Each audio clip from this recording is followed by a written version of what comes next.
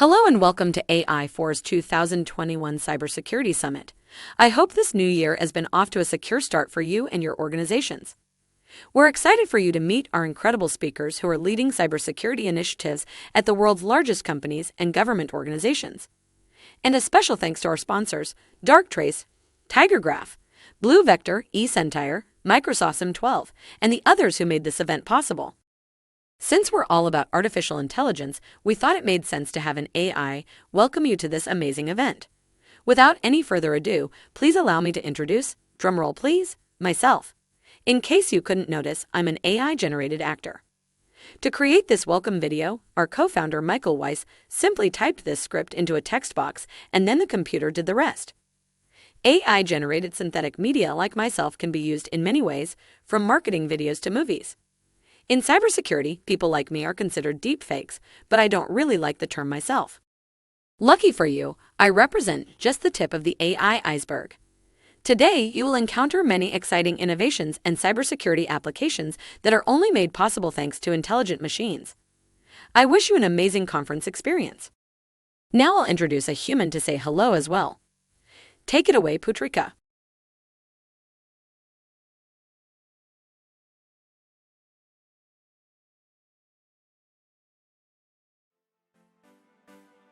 Ten, 9, 8, 7, 6, 5, 4, 3, 2, 1. Welcome, everyone. Welcome to AI4's 2021 Cybersecurity Summit. We're so glad to have everyone here digitally. My name is Patrika Elise, and I'll be your MC for the next hour of the show. We've got some incredible content planned for you today. I just have a few key items to run through before we get started. This conference, as you've probably noticed, runs on the SwapCard Events platform. Everything you need to have an amazing summit experience can be found right here. First, let's talk about networking. In order to find your connection request, meeting request, and conversations with other attendees, simply click on the My Event button, which you can find here. By clicking into this feature, you'll be able to view your networking conversations and connection requests, and see your meetings and meeting requests. Now, let's talk about the technology exhibits. The AI4 2021 Cybersecurity Summit features incredible technology products and services that were hand-selected by the AI4 team. Each one of these companies has the ability to help you push your company forward. Take a second to click around the virtual booths and explore what they have to offer. Inside, you can find more information about each company, as well as helpful white papers and other downloadables. And that's it. We think you'll find SwapCard very intuitive and easy to use. Now that you're familiar with the SwapCard platform and how to use it, I just want to highlight one more thing before we begin the show, and that is the speaker meet and greets that we have planned for you each day beginning at 4 p.m. Eastern Time. The meet and greets provide a chance to interact live with several top speakers from our lineup. You can find information for the meet and greets in our agenda. You won't want to miss them. Now, let the AI4 Cybersecurity Summit begin. I'll now welcome Daniel Lackland, content lead at AI4, to introduce today's agenda and the first speaker. Thank you, Patrika, and welcome everybody to AI4's Cybersecurity Summit. As Patrika mentioned, I'm Daniel Lackland, content lead at AI4.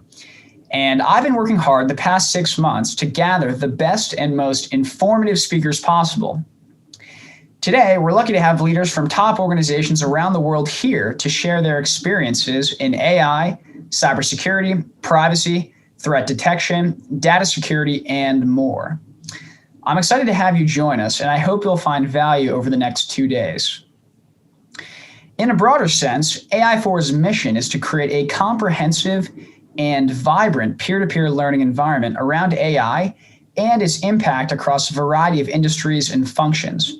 As you may be aware, our events are application only to attend, meaning our team handpicked every single one of you as industry leaders with the ability to push technological initiatives forward. We couldn't be happier with the community that we've built. Now, let me introduce you to our first speaker today. Gregory Crabb is the Chief Information Security Officer of the United States Postal Service. Within that role, he is responsible for the USPS's enterprise-wide security effort. And with 31,000 facilities, 600,000 employees, 220,000 vehicles, and $73 billion in annual revenue, that is no small task. In his almost 6 years in this role, he has pioneered the Postal Service's Executive Cyber Risk Committee and led the growth of the information security program from about 60 to 600 professionals. Please join me in welcoming Greg to the stage with some virtual claps.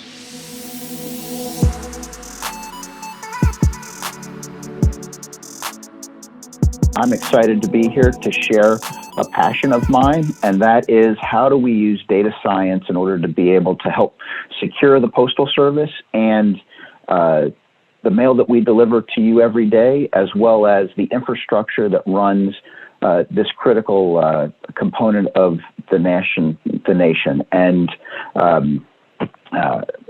by way of introduction, my name's Greg Crabb. I'm the Vice President and Chief Information Security Officer for the United States Postal Service. I'm a 25-year Postal Service career employee. I am also a law enforcement officer, carrying a gun and badge and using data science. That can be a scary combination. Fortunately for criminals, I've had my opportunity to travel the world and be able to go to the ends of the internet in order to be able to see who sits at the other end. And in doing so, I really have a very unique perspective on how we need to use data science in order to be able to protect infrastructure. I've been the Chief Information Security Officer for the Postal Service for over 5 years now.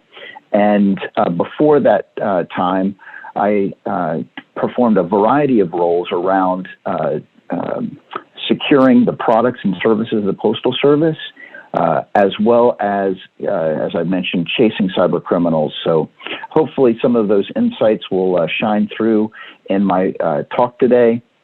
And we'll talk about where we're going at the Postal Service in order to be able to use AI to move our business and protect our infrastructure, you as citizens that rely on the Postal Service, and where we hope to go in the future. So the Postal Service runs a massive network. Every day we deliver mail to 160 million addresses. We leverage 250,000 vehicles in order to be able to reach those addresses, and we move millions of mail pieces.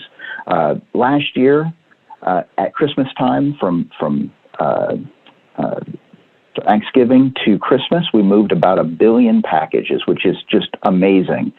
And you don't do that without artificial intelligence. The Postal Service was one of the early pioneers in the use of artificial intelligence, specifically optical character reading and handwriting recognition, in order to be able to move mail efficiently. You can't deliver mail, all those pieces of paper, without using artificial intelligence in order to be able to route all those mail pieces efficiently through our network. We continue to build on that capability from using video analytics to improve our retail experience. We use video analytics to support our wait time and line processing. We also are using AI in order to be able to understand how employees are moving around our processing floors in order to be able to be more efficient in how our organization processes mail. We also are looking to use advanced technologies in order to be able to help smart cities. And we have a very active program in using the delivery vehicles of the Postal Service to collect data and turn that data into insights in order to be able to help improve environmental conditions, as well as support mapping in order to be able to help in autonomous vehicle sessions and mapping in order to be able to provide that processing, as well as just helping communities understand where they need to improve their road conditions. No other organization in the United States travels every road every day. It's unparalleled from a capability perspective, and definitely something that we continue to look to leverage from an artificial intelligence perspective. That's where our business is going from the use of artificial intelligence.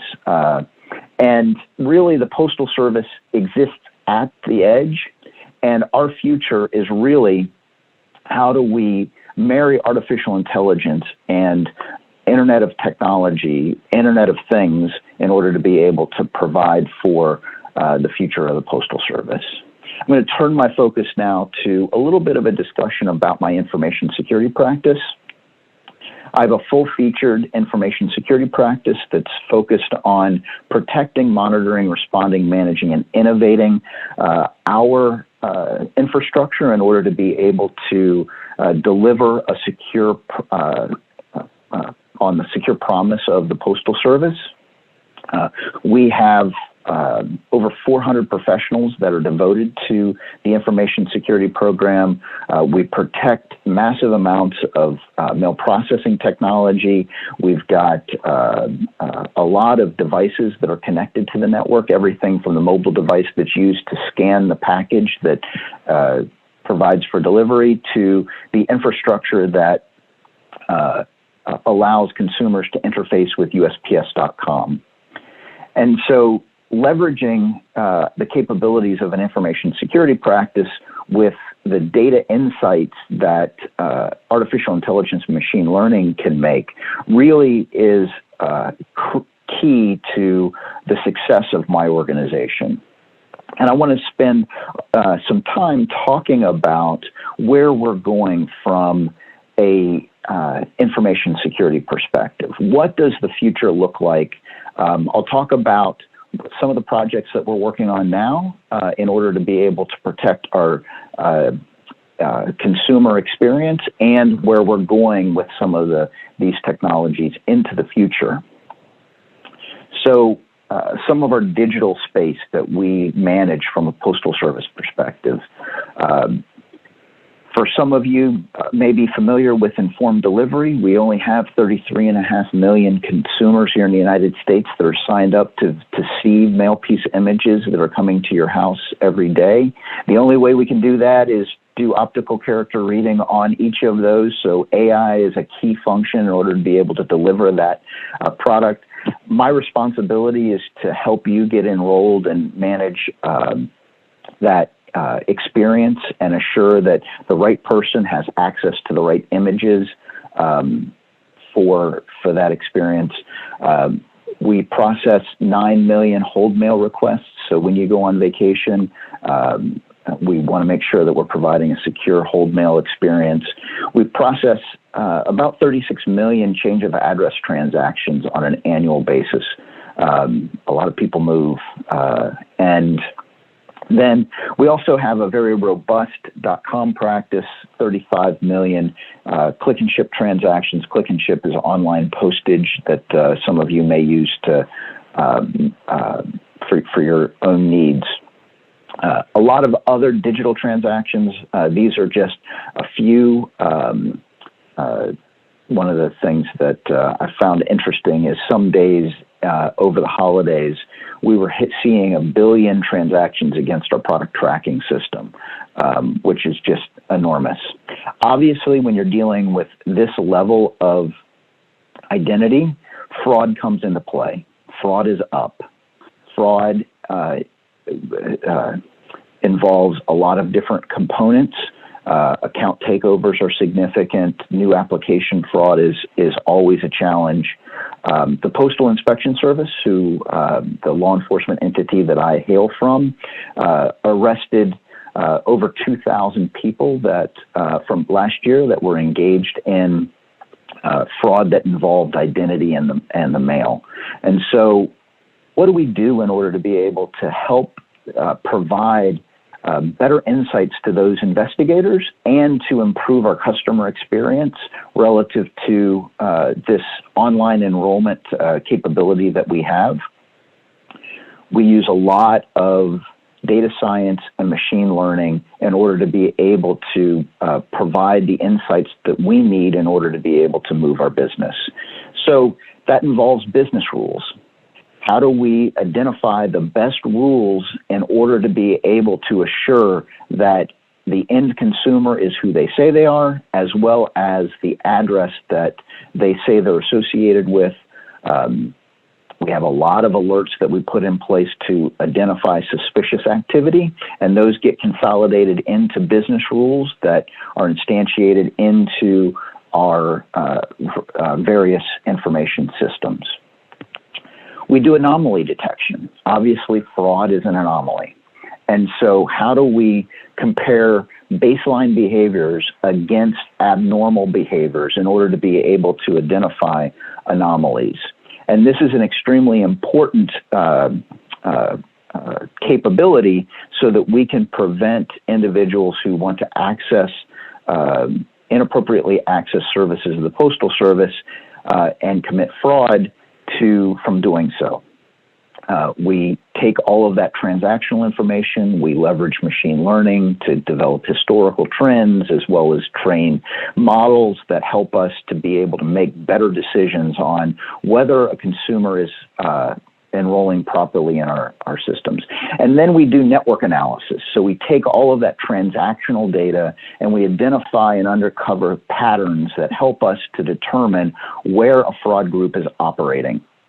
And so those are extremely important to help my investigators know exactly where the criminals are going to operate. And one of the things that I've been extremely proud about is the use of analytics to tell my law enforcement colleagues exactly where to be in order to see the crime as it occurs.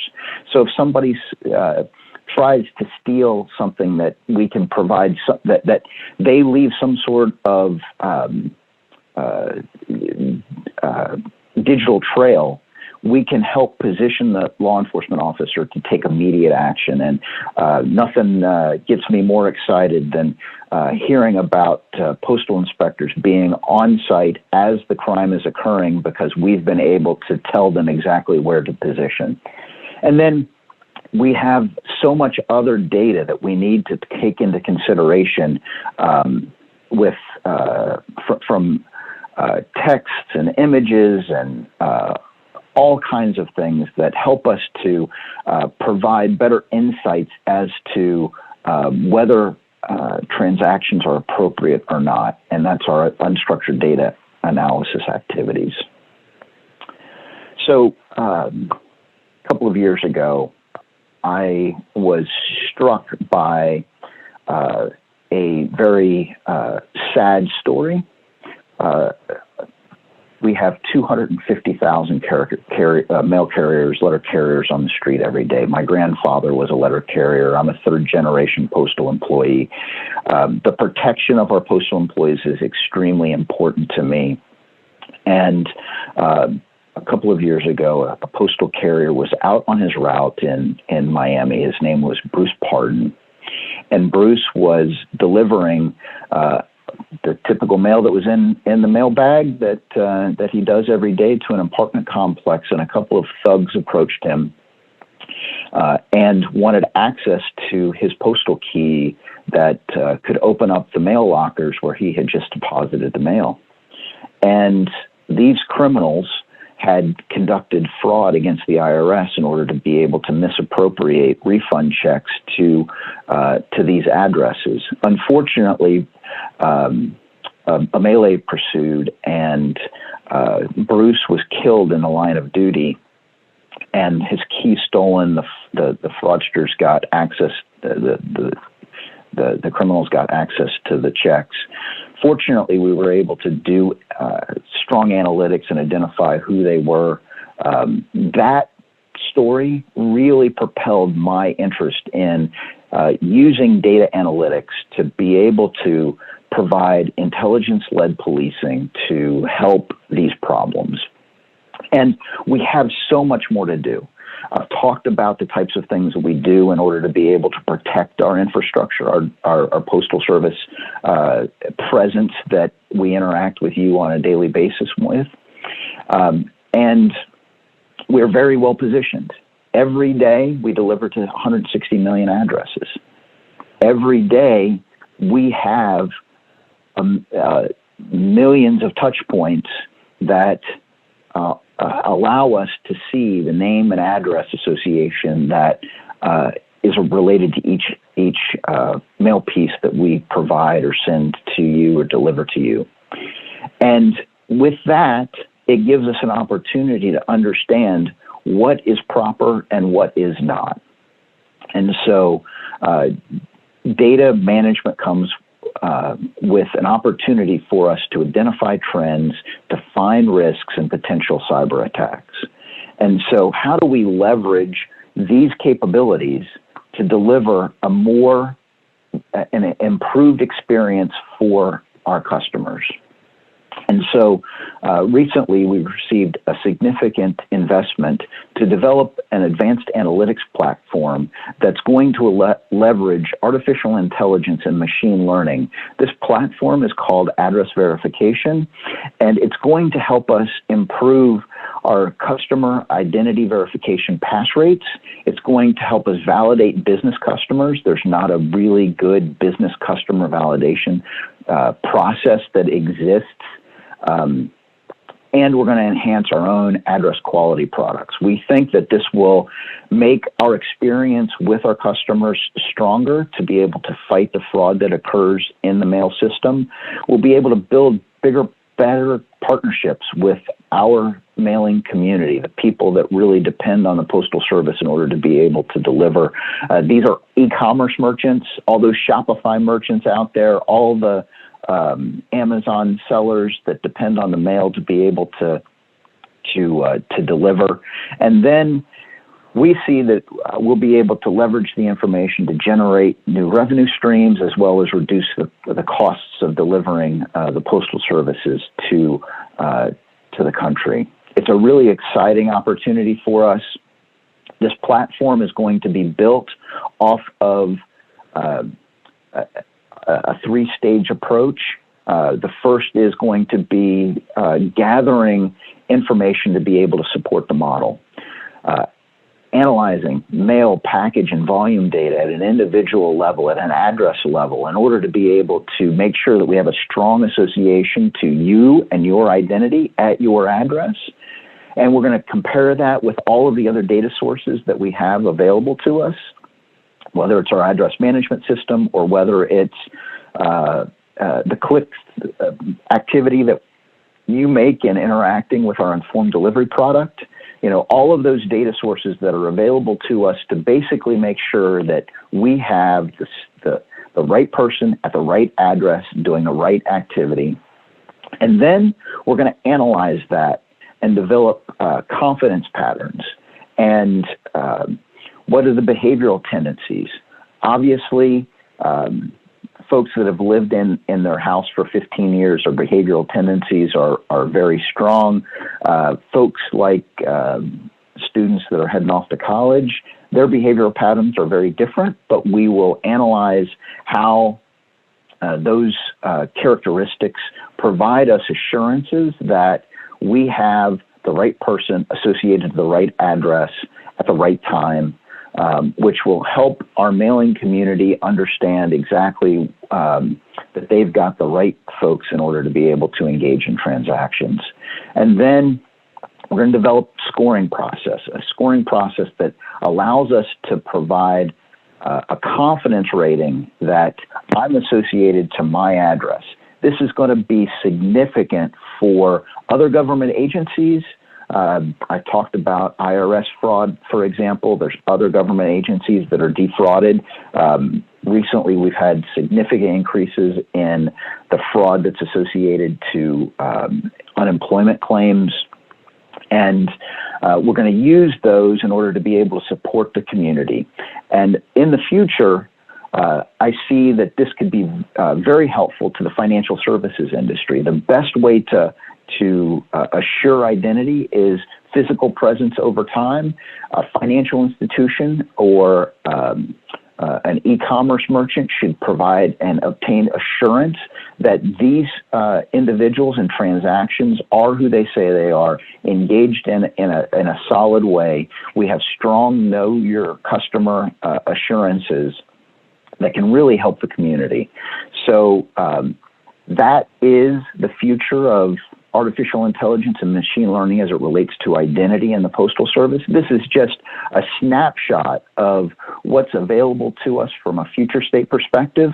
And I'm excited where these technologies from a data science perspective are going to help secure the Postal Service, and love to engage with the community in order to be able to bring these solutions to life and to support the country in delivering on this promise of secure delivery. So thank you, Patrika, and I appreciate the opportunity to speak. Wow, Greg, thank you. That was an amazing way to start off AI4. Next up, we have Dr. Roman Yampolsky. Dr. Roman V. Yampolsky is a tenured associate professor in the Department of Computer Engineering and Computer Science at the Speed School of Engineering, University of Louisville. He is the founding and current director of the Cybersecurity Lab and an author of many books, including Artificial Superintelligence, A Futuristic Approach, and his newest book, AI Safety and Security.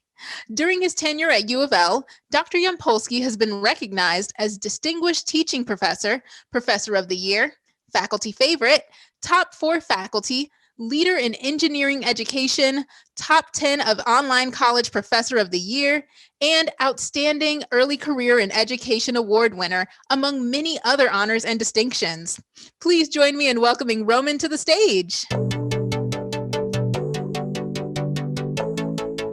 Well, thank you so much for inviting me. It's a great pleasure to speak to your audience. And today I'll tell you all about my research on AI safety and security. Let's see if I can. I've been doing work in this area for about 10 years, give or take.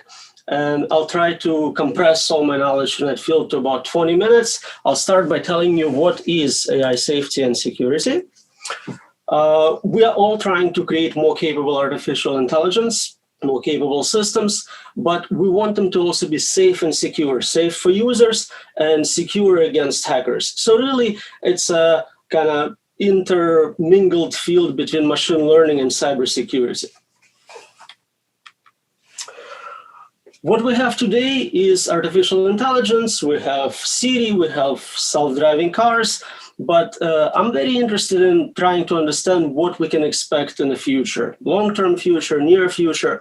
And it seems that superintelligence is next level of artificial intelligence. What is superintelligence? Systems more capable than people in many domains. We already see it in chess, we see it in certain aspects of scientific research, but let's understand why I have this prediction about the future. So first of all, resources, computational resources and human resources are incredibly large in this field. All the big companies, Facebook, Google, are trying to get to human level intelligence.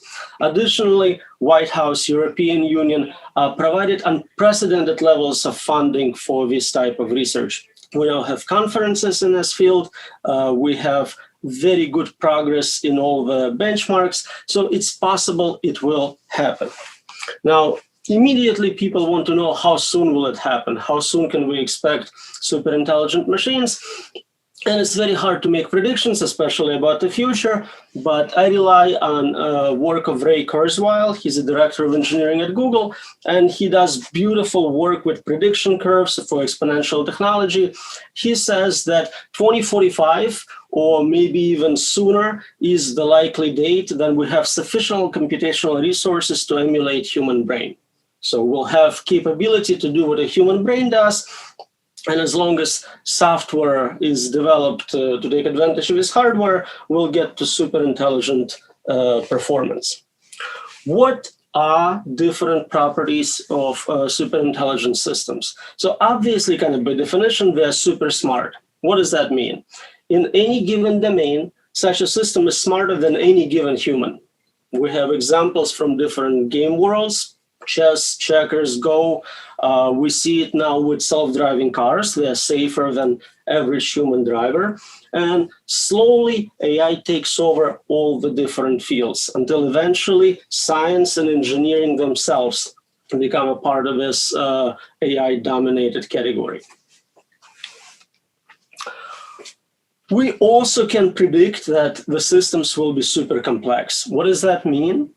In terms of their memory processing, in terms of complexity of parts, number of parts, here's a visual example. A modern airplane has a very complex control panel. This is essentially the GUI interface. It's not the source code behind the autopilot. It's not the source code controlling the airplane. But even that is so complex, I think it's very easy for humans to get confused and make an error. We already seen it happen with actual airplanes where accidents unfortunately happened because no pilot is experienced enough to exercise all the different combinations of source code behind the controls, behind the autopilot, and so they are not prepared to work together with the autopilot in emergency situations. We can also talk about how fast these systems will be. We know that computers are fast, but here we're talking about something else. We're talking about ultra-fast extreme events. AI system, a superintelligent system, can change your whole environment so quickly you don't have time to react. It can, for example, crash the stock market and bring it back up in nanoseconds. You won't even realize that $1 billion worth of wealth has been wiped out. So you cannot react to it live. You cannot kind of sit there monitoring it, making sure it's doing fine. Additionally, these systems will be very controlling. How can we tell? We already observe the situation today, not super intelligent systems, but just very narrow AI systems already control majority of the stock market, utility companies, power plants, nuclear response. We essentially already surrendered control over most of our infrastructure to those systems. As a cybersecurity guy, I'm very interested in how AI and malware will work together. We definitely see increase in number of viruses, proliferation, how impactful they are. But when you have AI capable of social engineering attacks combined with this malevolent payload, you're definitely getting unprecedented level of attack capabilities. If right now it takes hours to develop a single spear phishing attack tailored to a particular user, this type of system can easily attack 1 million, 1 billion accounts at once. We're also starting to see a lot of interest from military in using this technology. There is some good use for it, for example, in rescue robotics, but also it's obviously that one of the goals of military is to be able to quickly target humans, so autonomous drones, killer robots are a big part of their research agenda. Now, what do I do in my work? I try to understand different ways intelligent systems can fail, classify them, and see what we can do to prevent this from happening. So here's a taxonomy we created for looking at this. We can look at pre-deployment or post-deployment phases, and we can look at common problems, problems with programming, problems with design of the system, but also malevolent design. Same people who create computer viruses, if they get a hold of intelligent systems, what can they do? They can add additional malevolent payload, and they still have the same problems with programming, with debugging, with design.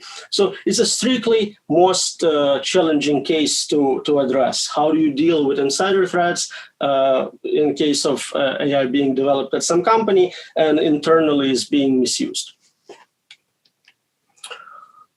So if we do get to that stage where AI becomes available as a service, just add your own goals. Who can become an attacker? Who should we be on the lookout for?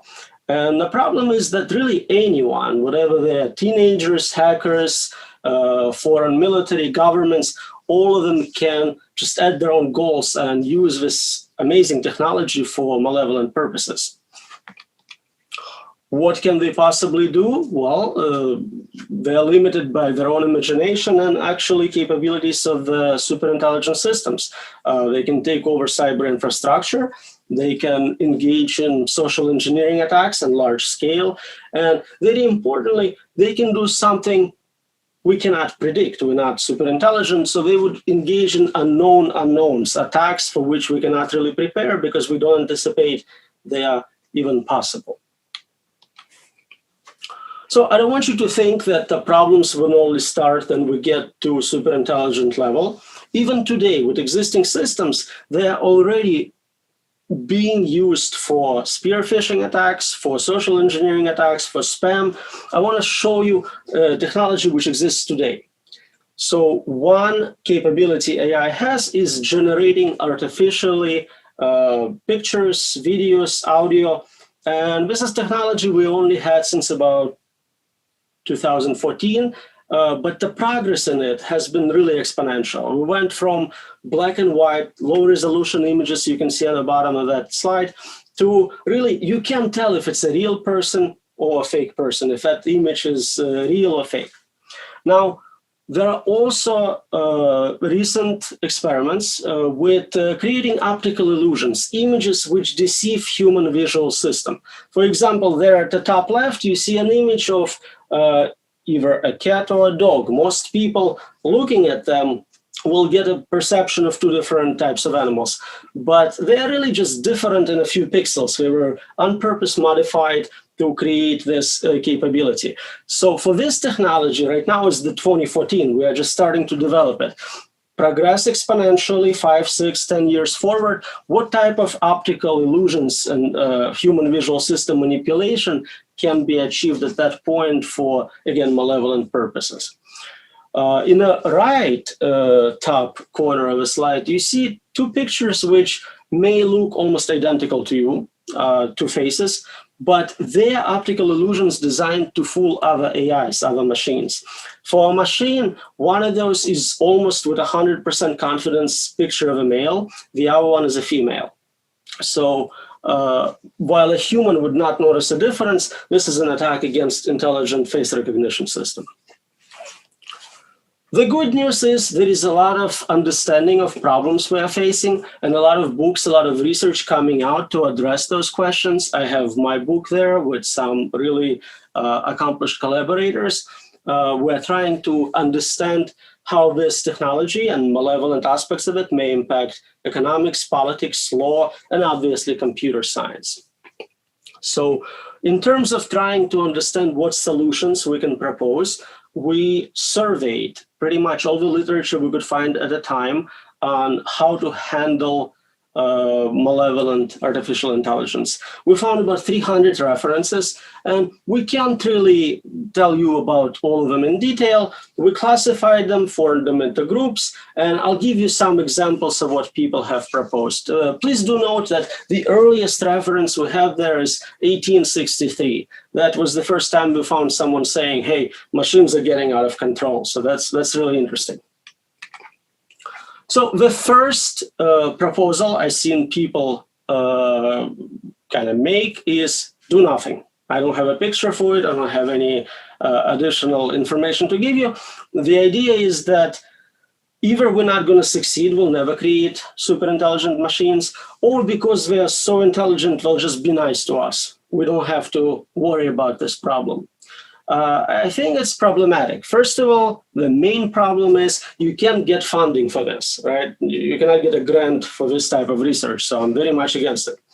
But second of all, it's very optimistic. It's assuming that this very powerful technology, very capable technology cannot be dual-use technology, cannot be used for nefarious purposes. And I think that's wrong. Another approach, a more futuristic approach, and something spearheaded by Elon Musk in his Neuralink project, is to say, what can we do in terms of becoming more competitive as a species? So human beings are not as smart as super intelligent machines, but maybe we can upload our brains to a computer or merge with computers in some way. And this improved, enhanced human beings would be as smart as super intelligent machines and become more competitive.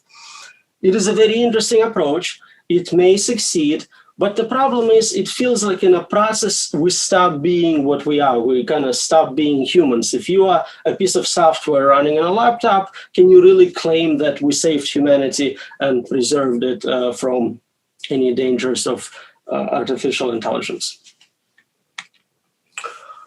Probably the most famous proposal for dealing with malevolent artificial intelligence is by Isaac Asimov, 3 Laws of Robotics. I'm sure all of you saw the movie, read the books, but I want you to realize that this is not an actual solution. It's a literary tool to sell books. If you remember, they fail every single time. They are self-contradictory, they are ill-defined, and you can try increasing the number of those laws. It doesn't really matter. You're still going to have problems. You can make it 10 rules, 10 laws. We tried it with humans. It just doesn't work. So if you remember one thing from this presentation, 3 Laws of Robotics is not a solution to AI safety. What are some possible approaches which may give us more time to do research, may be helpful in kind of controlling those intelligent machines and making sure that they are performing as expected? So one area of computer science which holds some promise, and in my opinion, is verification and validation of software we write. We know how to do it for mission-critical software, for mission-critical projects, for nuclear power control plants, for satellites. We can mathematically prove that the code we write matches the design perfectly. There is no bugs. It's an expensive process. It is very time-consuming, but we can do it for at least small programs. The problem is if you have an AI system, which is not deterministic, but is learning from the environment, is self-modifying, improving, changing all the time.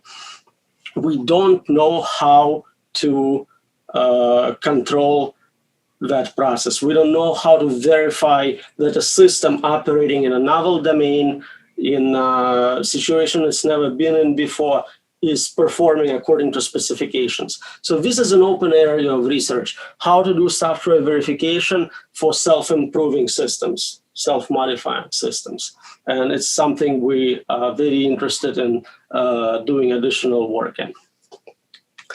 Another relevant technology for, again, trying to not necessarily control AI, but at least develop tools for programmers to be able to control those systems, to buy us more time to better study them, is to create confinement environments.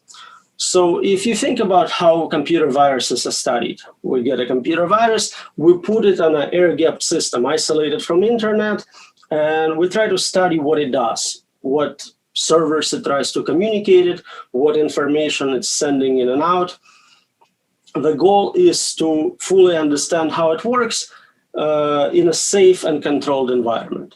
Given that we are predicting that this super intelligent systems will be dangerous in terms of social engineering attacks, what we wanted to create is a virtual environment in which you can test a system. It may not even know it's being tested.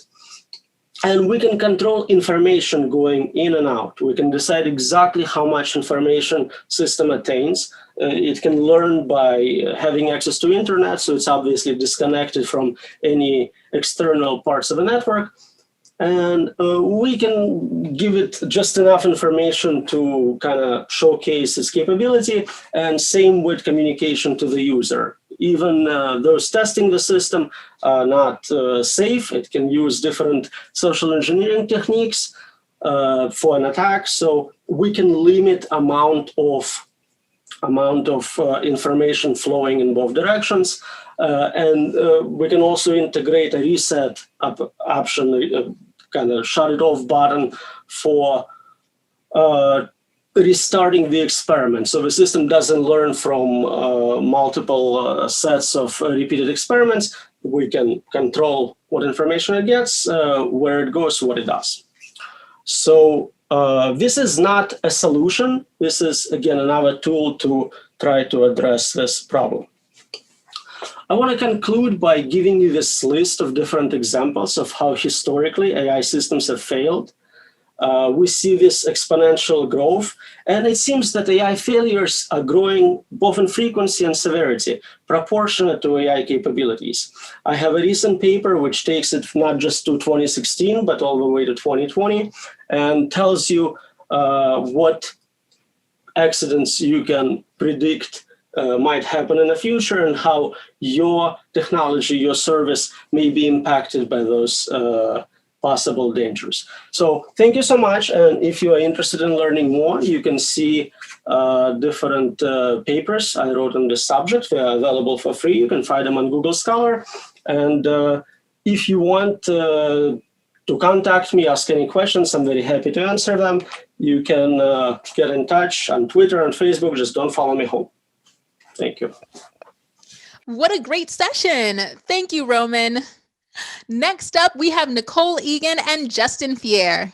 Nicole Egan is Chief Strategy Officer and AI Officer at Darktrace.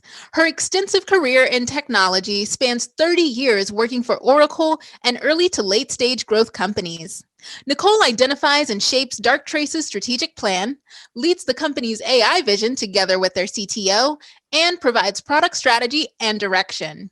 A core part of the executive team, during Nicole's tenure, Darktrace has won more than 100 awards, and the company has been named one of Wall Street Journal's Tech Companies to Watch, Fast Company's Most Innovative Companies, and a CNBC Disruptor 50. Nicole was named AI Leader of the Year and was awarded the top position on the Software Report's Top 25 Women Leaders in Cybersecurity in 2020. Justin is one of the U.S.'s leading cyber intelligence experts and holds the position of Director for Cyber Intelligence and Analytics at Darktrace. His insights on cybersecurity and artificial intelligence have been widely reported in leading media outlets, including the Wall Street Journal, CNN, the Washington Post, and Viceland. With over 10 years' experience in cyber defense, Justin has supported various elements in the U.S. intelligence community, holding mission-critical security roles with Lockheed Martin, Northrop Grumman, Mission Systems, and Abraxas. Justin is also a highly skilled technical specialist and works with Darktrace's strategic global customers on threat analysis, defense cyber operations, protecting IoT, and machine learning. Please join me in welcoming them both to the stage.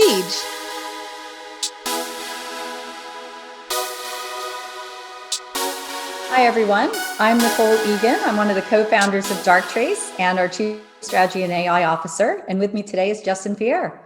Hi, guys. Justin Fier, Director for Cyber Threat Intel and Analytics at Darktrace. And I'm looking forward to chatting with you about all things AI. So today we're going to be talking about how self-learning AI is really transforming enterprise security. So let's go ahead and get started.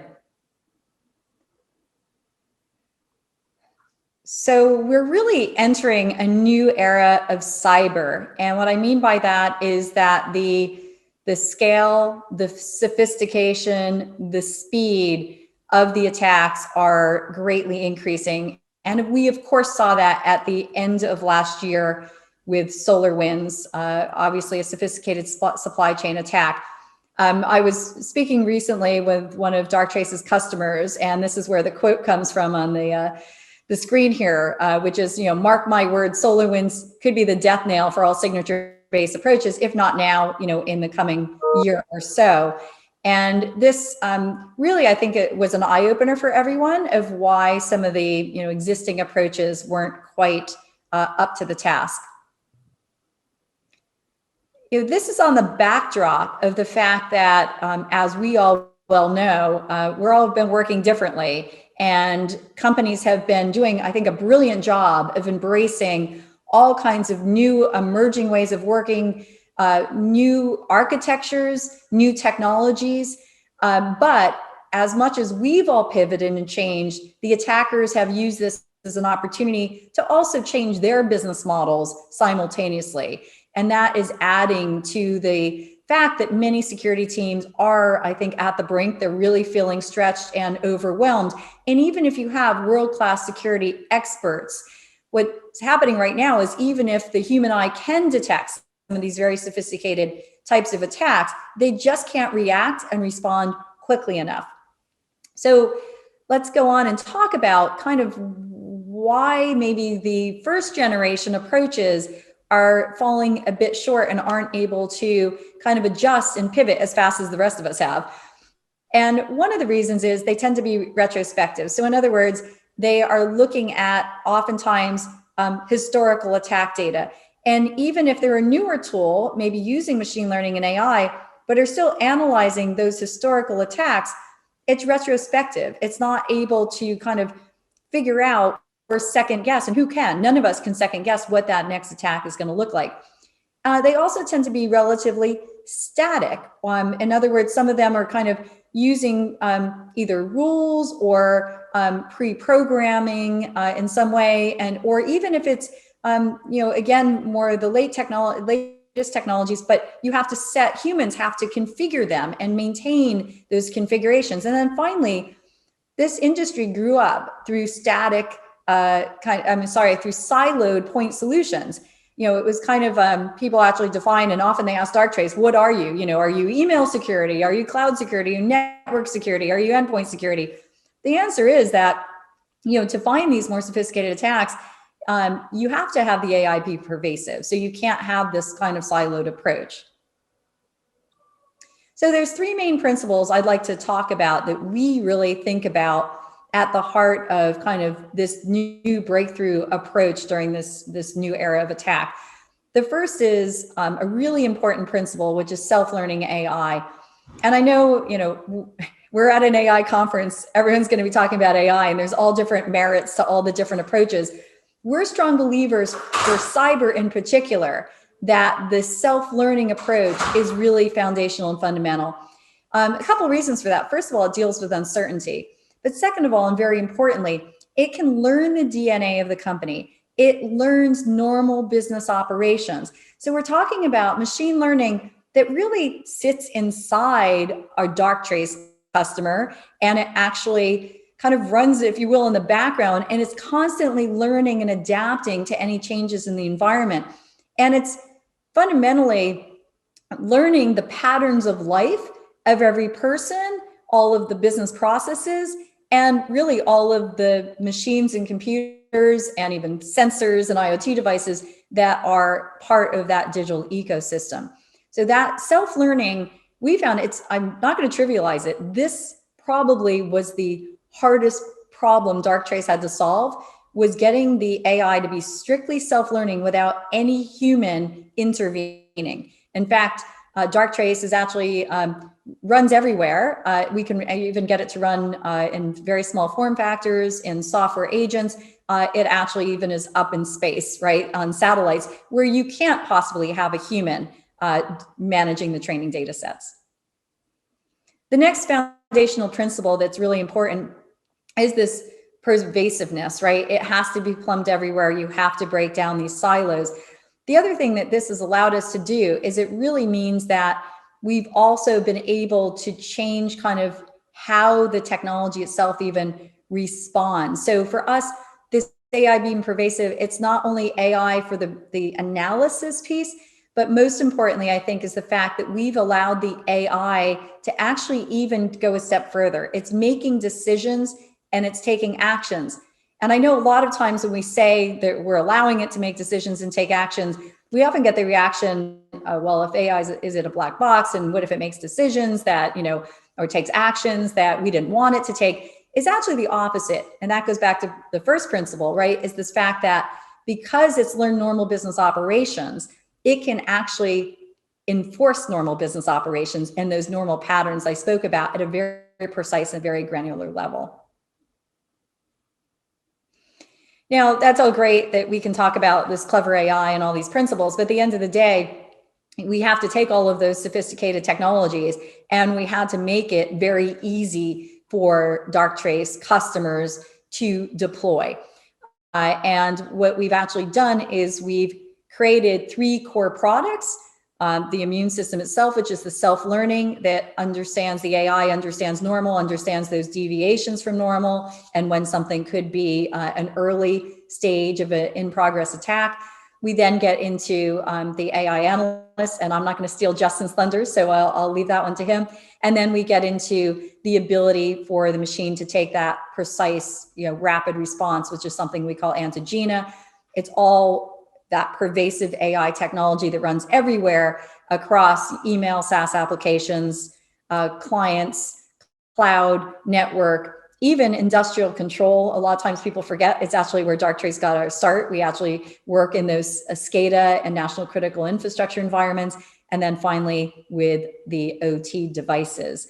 So with that, we're now going to talk about turning a little bit more maybe of how this works in the real world, how it lives in somebody's environment, how it gets operationalized, and even share maybe some insights into how it can stop and spot really sophisticated attacks. Great, thanks, Nicole. If anybody didn't have a chance to get a screenshot of that last slide, by all means, let us know. I always love seeing how so many pieces there are to our business environments now, and I think it's so important to get visibility into that. So today, right now, I'm going to go into an actual real-world case study of an attack that we caught on one of our clients, actually 2 of our clients, for APT41, which, if you're not aware, has been attributed, not by us, but other researchers in academia as being potentially China. So for this case, we'll just talk about some of the obvious facts. The industry was the legal industry, and it was pretty typical, enter the network, try to get sensitive documents and exfiltrate those documents without being detected. After all, that is the goal of any attacker: get in and get out without anybody knowing. Now, you're going to hear me sound a little bit like a broken record here, and I want to see if you guys can pick up on it.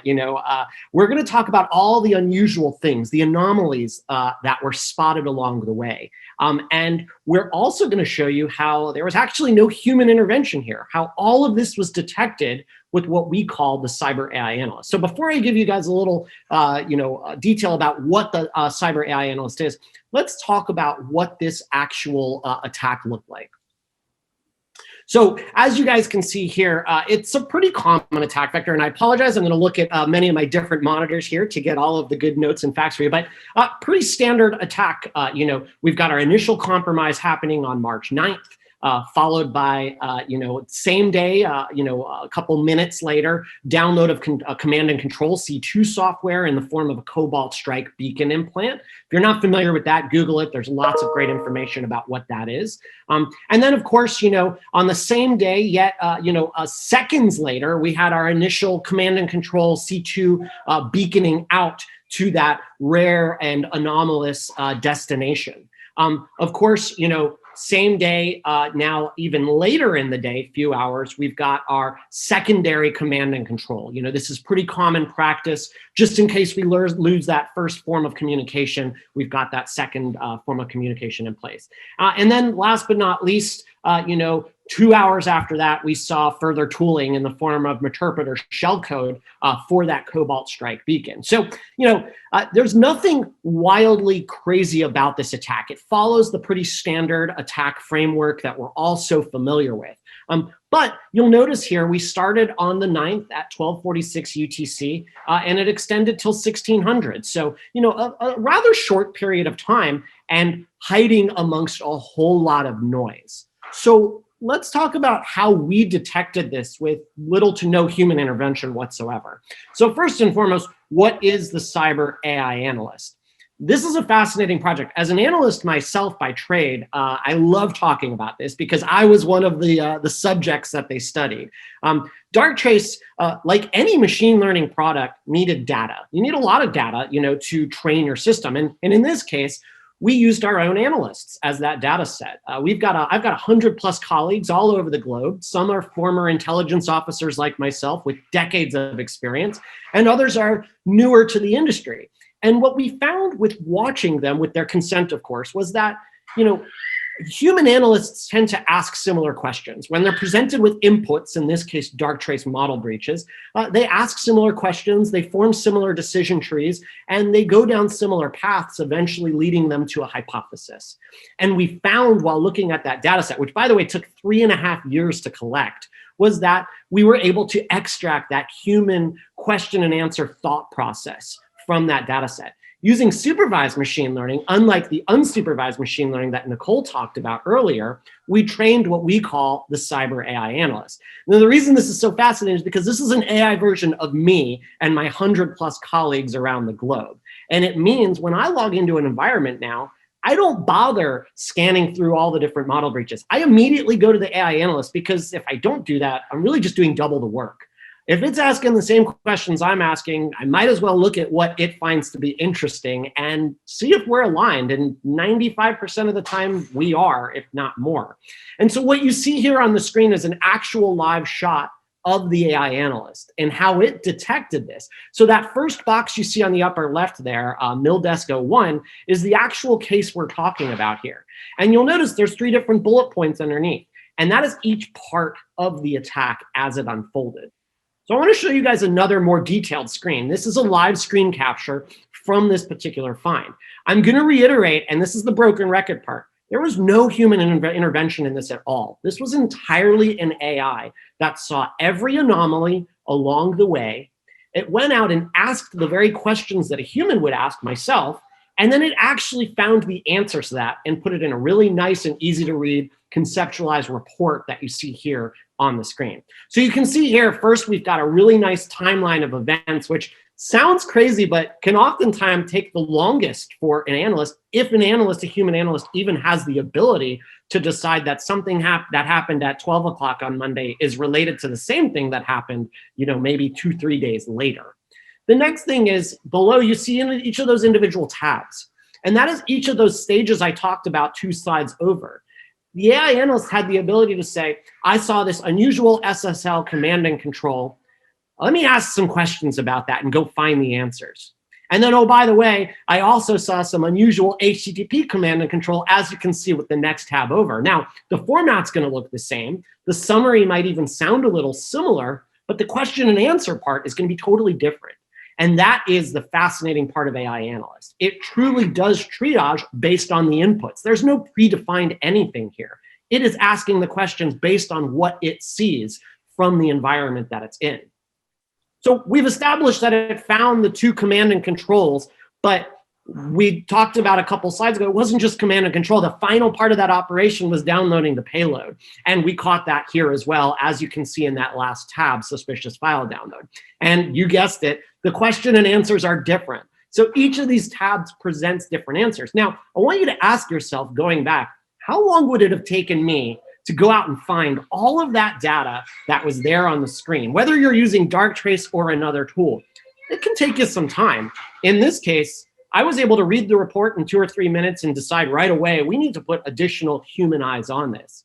Now, I mentioned once again that there was no human interaction in this at all. The only human interaction was us notifying the client at midnight that this actually alerted, because the client actually has another service with us as well.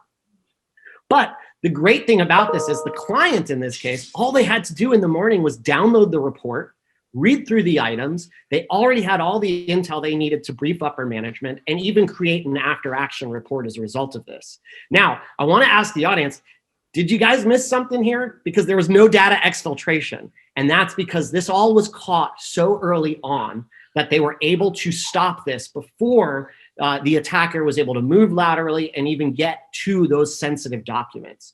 So if you'd like to know more or see a little bit more detail about this attack, there's a great blog post by my colleague Max Heinemeier on darktrace.com that goes through all the details with all of these screen grabs as well, just in case you didn't get any screenshots during this presentation. We also have a lot of other fascinating threat finds that Nicole and I have talked about tirelessly, but I know that you will be interested and fascinated by as well. So definitely go check those out. And with that, I want to pass it back to you, Nicole. Justin, thanks so much. I think it's always fascinating to see the technology in action and the level of sophisticated threats it can really identify, and especially using that amazing AI analyst technology. In closing, what I'd like to do is just remind everyone that this type of self-learning technology that we've demonstrated here means that because of the existential threat of cyber, this gets plumbed into the company in order to learn normal business operations, to find these novel, fast-moving attacks, and as Justin said, get out in front of them before they do any real damage.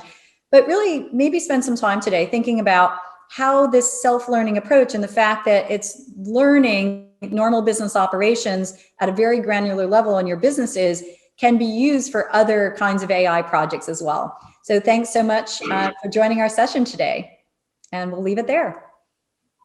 That's it for today's general session. I hope you found it as interesting as I did. We're going to take a short break, and then at 2:30 Eastern Time, the tracks will begin. We have 5 tracks today: detection and response, data privacy and security, the technical track, where you'll find nuanced model-level insights, the speaker meet and greets, and the innovation stage, where you'll find founders of leading cybersecurity startups. All tracks have world-class speakers, so you can't go wrong. Enjoy.